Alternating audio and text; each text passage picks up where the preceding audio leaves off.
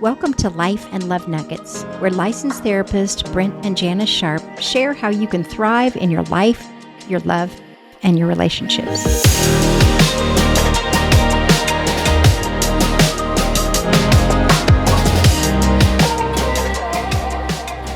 Hello, friends. Welcome back to Life and Love Nuggets. We're glad you're here today. We're going to talk about a very important topic today, communication. Now, this is communication in all parts of our life. Communication's a big deal. One of the challenges in communication is we have a tendency to interpret people's information, what they're saying, based on what I would have meant if I said that, which we're usually going to misfire that. I remember early in our marriage, one time you said you hated something. Yes. And I was like, what? You hate it? Because if I said I hated it, I would loathe it. It would be the worst thing on the planet. Detest it. And you just meant you didn't, I didn't like that. Wasn't your favorite, kind of thing. And so we totally misunderstood each other there. And so now, as we talked about it, it helped us. We kind of went to language school a little bit. It helped us in that if I heard you say that, I knew what it meant now. And I tried really hard to never use the word hate because I really didn't mean hate. Yeah, you knew how I might take it. I knew how you might take it. And so I decided to not use that. Yeah. So we kind of learned that together. Mm-hmm. And communication, again, it's such a big deal. It's whether we actually bond or connect with a person, or really have understanding, or whether it really keeps us disconnected. And people are communicating in so many different mediums now. Yes. On social media, people are texting each other. I hear, don't text me in that tone of voice, which we hear that tone of voice. It's not, a text is neutral, but the way we perceive it is so different. Yeah. And so we have people text arguing, which we say, stop it. This is not helpful because most of communication is nonverbal. Mm-hmm. It's not even the words that are being said. It's the look. It's the tone of voice. It's the expressions. And so now we could talk about just nonverbal communication.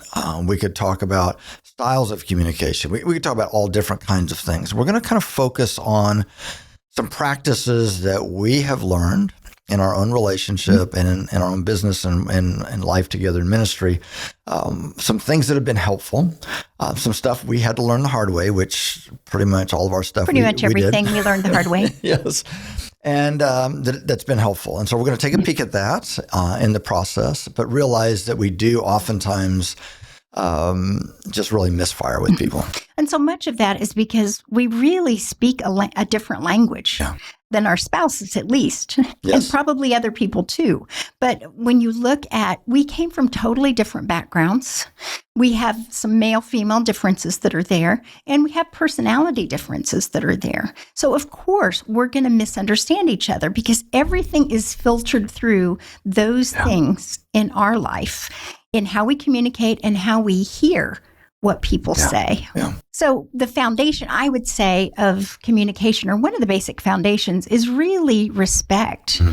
It's that idea that I count, but you count too. Yes. And what you have to say is very important to me. So it involves a lot of listening, but it also involves how can we communicate clearly so that the other person can understand. So I'll quit saying hate. I did quit saying hate, but changing some of our vocabulary with who we're with. Yeah. We came across, a long time ago, but we came across a radio program that we felt was very good in illustrating our differences in communication and how we send and what we receive from someone in communication. Now, I think you said we did get permission for it in our book. Yes, our book, The Making of a Marriage, we kind of reprinted this in there, and it kind of shows now it has to set up some kind of an example with a certain situation, and it does suggest a male-female kind of thing. We've we've seen some relationships, it's just the opposite of this, so some personalities.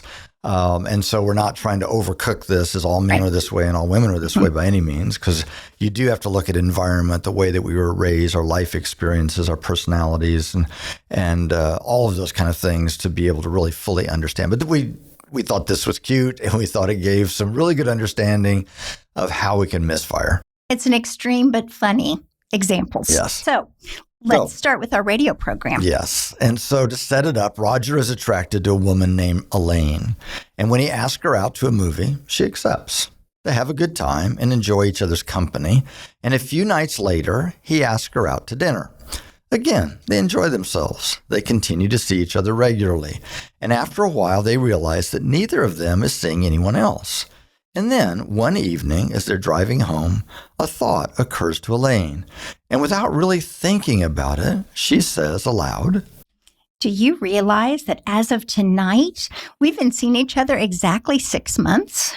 Silence fills the car. To Elaine, it seems like a very loud silence. She begins to think to herself, "Gee, I wonder if it bothered him that I said that. Maybe he's been feeling confined by this relationship. Maybe he thinks I'm trying to force him into some kind of obligation that he doesn't want or isn't sure of." And Roger is thinking, gosh, it's been 6 months. And Elaine is thinking, but hey, I'm not so sure I want a serious relationship either. Sometimes I wish I had a little more space so that I'd have time to think about whether I really want us to keep going the way we are, moving steadily toward, where are we going? Are we going to keep seeing each other at this pace? Are we headed toward marriage, toward children, toward a life together?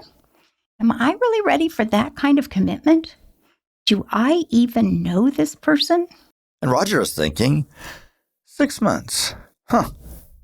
That means it was about February when we went out, right after I had taken the car into the dealership, which means, let me check the odometer. Whoa, I am way overdue for an oil change. Meanwhile, Elaine is thinking, he's upset. I can see it on his face. Maybe I'm reading this completely wrong. Maybe he does want more from our relationship, more intimacy, more commitment. Maybe he sensed, even before I sensed it, that I was feeling some kind of reservation. Yes, I bet that's it. That's why he's so reluctant to say anything about his own feelings. He's afraid of being rejected. And Roger is thinking, I'm going to have them look at the transmission too. I don't care what those morons say. It's still not shifting right. And they'd better not blame it on the cold weather. What are they talking about? Cold weather? It's 87 degrees out. This thing is shifting like a garbage truck. And I paid those incompetent thieves $600. And Elaine is thinking, he's angry. I don't blame him. I'd be angry too. Oh, I feel so guilty putting him through this. But I can't help the way I feel. I'm just not sure. And Roger is thinking, they'll probably say it only has a 90-day warranty. That's exactly what they're going to say, those dingbats. And Elaine is thinking, maybe I'm just too idealistic, waiting for a knight to come riding up on his white horse when I'm sitting right next to a perfectly good person, a person I truly care about, a person who seems to truly care about me, a person who is in pain because of my self-centered schoolgirl fantasy. And Roger is thinking, warranty? They want a warranty? I'll give them a warranty. Roger? Startled, says, what? Please don't torture yourself like this. Maybe I should never have said, oh, I feel so. Elaine breaks down sobbing. What? I'm such a fool. I know there's no knight. I really know that. It's silly. There's no knight and there's no horse. There's no horse?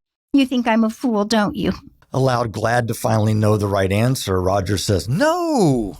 It's just that I need some time. There's a 15-second pause while Roger, thinking as fast as he can, tries to come up with a safe response. Finally, he comes up with one he thinks might work. Yes. Oh, Roger, do you really feel that way? Elaine is deeply moved, and she reaches over and touches Roger's hand. What way? That way about time. Oh, yes. Elaine turns to face him and gazes deeply into his eyes, causing him to become very nervous about what she might say next, especially if it involves a horse. At last, she speaks. Thank you, Roger. No, thank you. Roger takes Elaine home, where she lies on her bed, a conflicted, tortured soul, awake until dawn. On the other hand, when Roger gets back to his place, he opens a bag of Doritos, turns on the TV, and immediately becomes involved in a rerun of a tennis match between two Czechoslovakians he's never heard of. A tiny voice in the far recesses of his mind tells him that something major was going on back there in the car.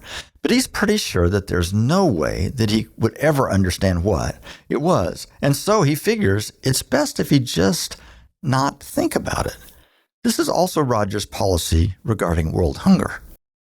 The next day, Elaine will call her closest girlfriend, or perhaps two of them, and they will discuss the situation for 6 straight hours. In painstaking detail, they will analyze everything he said and everything she said, going over it time and time again, exploring every word, expression, and gesture for nuance of meaning, considering every possible ramification. They will continue to discuss the subject on and off for weeks, maybe months, never reaching any definite conclusions, but never getting bored with it either. Meanwhile, Roger, while playing tennis one day with a mutual friend of his and Elaine's, will pause just before serving, frown, and say, "Bill, did Elaine ever own a horse?" This is an extreme example, but obviously it shows that we're poor listeners and we tend to assume what the other person is thinking. So we have to be careful to really learn their language and learn how to communicate clearly and listen. So we, many years ago, again, as we've said, all things we've shared with couples over the last 40 years is stuff we had to learn the hard way. We were in graduate school at this time learning some of this stuff, but we had an interesting situation one day that happened. This been married a couple of years, or maybe just a year or so, and we had just bought our first brand new car. A 1978 Toyota Celica hatchback, chocolate brown, orange pinstripe. What are they called in the back? Little fins on the back. I mean, it was very, very cool. 5-speed, very, very cool. We thought we'd arrived. I think it was 138, 164, whatever. I think it was $138, which was huge. It was like a humongous amount for us at the time. But it was, we were pretty happy. And then one day, this is where some serious miscommunication happened for us. We were both working full time. Janis was working in an administration office of a university, and it was just, I had a bunch of, she was supervising a bunch of men. Let's say this was back in the late 70s and early 80s, and wasn't quite getting the respect that she had hoped, and one day was just really distraught and came home one day and said something like, "I hate that job. They don't respect me. It's not fair. I'm not getting paid enough money to be in this job. I'm miserable there. I am so out of there. I can't keep working with these kind of people," and on and on and on. Yeah, and I heard a lot of feelings, feel disrespected, unappreciated, just all kind of stuff. Now, at that time in my life, I didn't get all of that. And I'm thinking, she's going to quit her job. We just bought our first car. I mean, what's she thinking? This is going through my mind. Now, I didn't say that. I listened to everything that she had to say. He looked like he was listening. But I had stopped listening quite a while ago, thinking that you're going to quit your job. I mean, I could see the repo truck, coming up to the front of the dormitory where we lived, at the time, and repo in the car. And I mean, that's what I had in my mind. And I'm thinking, how do we get you to not quit your job? So I said something like, I thought it was a very hopeful, something that was kind of a fix-it statement. Well, this way, honey, it's going to be okay. This is what you need to do. You need to go talk to your supervisor and say this, and this. If that doesn't work, then we need to, go to the next person in line, and you can do this. If that doesn't work, then I know a person in another department. We might be able to get you transferred. So I'm thinking, I'm helpful. You're going to fix it. I'm going to fix it. Which I didn't need anyone to fix it. I knew what needed to be done. But what I felt like he was saying was, he didn't want me to quit my job because he didn't want to lose our car. And so it felt like he was not concerned about how I was feeling that particular day at all. So all I cared about was her paycheck and our Yes. car. And Well, see, now you admit it. No, that's what you thought I was saying. that's what I thought you were saying. Yes. And so you said something that I remember had a little zip in it. It was a little bit of a you don't care about me, something like that. Well, I didn't hear much of that because it startled me. And you said a bunch of stuff there, but I kind of stopped listening, thinking, well, she's not appreciative. I almost have this fixed. I'm going to help her life and help her feel better, and this is going to be good. It's a miracle. Yeah. And so I said something back, which I stopped listening to almost immediately. Yes. And then she zinged me back with something, and I zinged her back with something. And we're really sad to say that this, I remembered as like an hour and a half. Janice remembers as like closer to 3 hours, probably the balance of the day. And in every room of the house, we followed each other. Oh, and one more thing, I'm sure none of you could relate to any of that in marriage. Yes. And so, it calmed down a little bit, then it would start back up again. And at the end of 3 hours, I'll go with your time frame. Okay. Thank you. At the end of the time, we found out we didn't even have a conflict. Mm-hmm. We had a serious misunderstanding. I found out you were not planning to quit your job. Not right then. You may have wanted to start looking for something or whatever, but you weren't going to quit that night, okay? Right. You found out I wanted you to be happy. I didn't want you working at a job that you didn't feel respected in or appreciated in. I just would rather you not quit tonight, But it took us 3 hours to find out we didn't even have a conflict. Right. And what a lot of people find is that significant misunderstanding feels like conflict. Mm-hmm. It's just misunderstanding. Right. And so as we tracked back, because we came to a couple of conclusions. One was, if we want to stay married, we better figure out how to not keep doing this or we're going to kill each other. Okay. And then we were both halfway through our graduate degrees to become marriage and family therapists. It's like, if we want to help anybody else stay married, we better figure out what in the world is going on there. And we've since found out that a lot of couples go through very, very similar situations. Yes. And so we started tracking this. We started looking at it and going, what in the world was happening here, and how do we change this? Mm-hmm. Now, if we had diagrammed this on a board and looked at all the interruption points, now again, I don't think either one of us literally interrupted the other person, but we mentally were interrupting. I just stopped listening, and I'm thinking about now what I'm going to say next, which we don't do both. We can't listen and think about what we're saying next at the same time. And so, but if you looked at that and you look at the amount of words that were spoken and actually landed, were actually received by the other person, it was maybe 20%. Mm-hmm. No wonder we had a misunderstanding. Right. And so we knew real quickly we were going to have to learn how to listen longer and longer and longer before we engaged in response, giving an answer. I need the whole information first before I can properly respond to you. But, I think we came to that understanding and then promptly looked at each other and go, well, but we're no good at this. I mean, we're not just going to go, oh, great idea. Let's just start listening to each other better. I'll listen to you a long time, even though I'm very emotional right now. Yeah, it's just not going to happen. No. And so we needed something that would engage our brain to actively listen, that would move us towards what you're saying is the most important thing that's going on right now. And that's what I need to focus my brain on instead of focusing on what I'm going to say next. Again, easier said than done. But what helped us do that, we began to also understand that all of us communicate out of one or two out of three different parts of awareness, that we have three major parts of awareness. Yeah. We have thoughts, we have feelings, and we have wants. Most of us communicate out of one or two of those.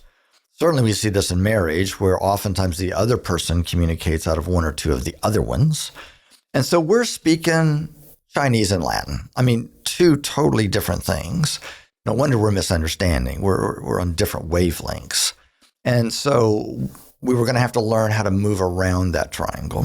So what I was experiencing is I was very unaware of feelings at that time in my life. You're just shocked Really? for me to even say that. I know. I couldn't have told you what I felt Therefore, I didn't give much value to what you felt. Mm-hmm. And I was going to explain to you why you shouldn't feel that way. And you took it wrong or you misunderstood or whatever. And so you were communicating feelings. I didn't communicate on that level. I received that as thoughts because if I had said what you said, I would have been planning on quitting my job. I would have had my resume together already. You know, the next words out of my mouth is, okay, this is what I'm going to do. I'm going to quit Friday and I'm going to do this, this, and this. That's not what you meant. I was venting. Yes. And when somebody vents, generally there's a lot of emotion that's involved with that. Not necessarily what they plan on doing, but there was a lot of emotion. But I didn't express to him that I was venting. I just came in and went, what? Here it is. And even the wants that you communicated were just venting. It wasn't a real clear, this is what I want to do. And the thoughts, I got little pieces of thoughts, but it was mostly emotion. And I received it as thoughts. I responded in thoughts. You're communicating feelings. I'm communicating thoughts. Again, we're not on the same wavelength. So we learned that we were going to have to move around this triangle, that we're going to have to both learn how to listen for all three of these, that all of these have value. And we're going to have to learn how to communicate all three of these. Yes. And in the midst of that, so it's almost as if we have to learn, if we put these at the points of a triangle, if we diagrammed it that way, it's as if the sender receiver kind of has to go through that triangle. So we communicate through these three parts, we listen through these three parts. And that's how we found how to hear each other better and how to understand better. And now we're not suggesting that every conversation we have, we're going to have to cover all three of these. I mean, that would be a bit overkill. Okay. But we found that certainly in marital communication, and I think in other significant communication, if we're not paying attention to these, then we're going to kind of misfire a bit, you know? And so one of the things that we want to leave with you with today, because we're going to come back next time and we're going to unpack these three parts. And we're going to give some, I know you know what these words mean, but we're going to give some understanding of what these are about and that I think are key to listening and hearing clearly. And then we're going to talk about how do we actually use these in day-to-day conversations. We're not going to have you diagram triangles and each other's sentences all the time. Though we could have some triangles available and we could sell them for $9.99, not $99.99, $9.99. Get your free triangle. Not free. Yeah, not See, free. I can't even sell. And so as we go today, this part of it, I want you to start just listening a little differently. Think about the parts. Whoever you're communicating with, if it's your children, if it's your spouse, if it's a roommate, if it's people at your work, try to start picking out the parts. What are they? Are these thoughts or, oh, that was a feeling, or maybe they've shared a want. See if you can't start picking out the parts and just start paying attention to those. That is the first step towards engaging in active listening. Because if you are listening to pick out the parts, you can't be thinking about what you're going to say next. Right. You have to be focused on what they're saying. Let me say this, though, about feelings. Oftentimes when I have clients that I'm working with, somebody will talk and I'll go, I've heard a lot of thoughts and wants, but I'm not hearing a lot of feelings. So just like a heads up, because oftentimes I'll say, let's hear some feelings. And they'll say, I feel that. If it's, I feel that, it's not a feeling. A feeling is an emotion. Happy, sad, angry, content, calm. Those are the emotions. So keep that in mind. Yeah. Now, some people say, I feel like, which is the same as I feel that. Yes. And so, again, it has to be an emotion word. So start trying to pick out the emotion words and also realize that some of that communication is nonverbal. And so we can start picking up an emotion, even nonverbally. So just start listening more actively. And next time we're going to come back and we're going to take this to another level. So for today, go in peace. Bless you as you go. The Life and Love Nuggets podcast should not be considered or used for counseling, but for educational purposes only.